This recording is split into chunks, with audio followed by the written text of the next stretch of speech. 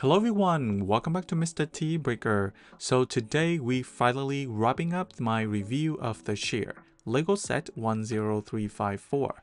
If you saw the part 1, you know that I didn't plan to build this set right away, but thanks to everyone, so I built it earlier. And honestly, I'm really glad that I did.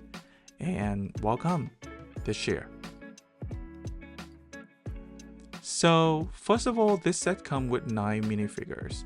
Bilbo Baggins, Frodo, Sam, Merry, Pippin, Gandalf the Grey, Rosie Cotton, Glowden, and Old Bilbo.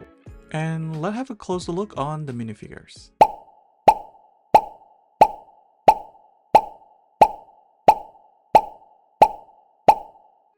So in my opinion, they look awesome, and the prints are detailed and the faces with accessory feel right. And each one really adds to the scene. Seeing all the hobbits together again in LEGO form is just such a cool touch. In my opinion, I think LEGO did a good job, especially for the printing details. Alright, let's talk about the main build. Once you finish the first 2 instruction books, you will have 3 main sections. LEGO used a clever hooking system to connect them, and I was surprised how strong and stable it is. Building each part separately, then clicking them together at the end was a fun process. And what's cool is that each section also looks great on its own, and even if you don't want to display full set, you still can display them separately. Now, I will be honest, green usually isn't my favorite color, especially in the LEGO bricks. But this set changed my mind. The landscaping, the nature tones, and the cozy feeling of the Shire really come through.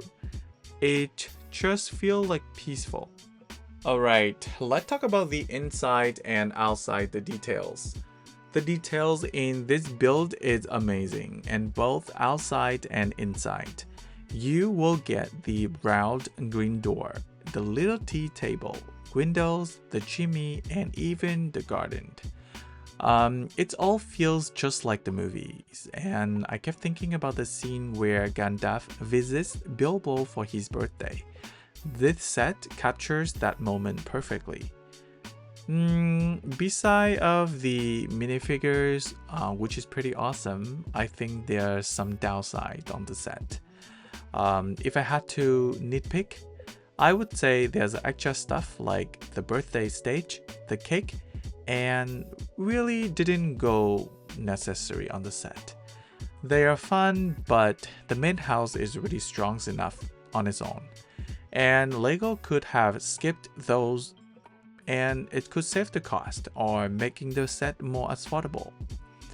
About my final thoughts about the set is overall, I think this is a beautifully done set.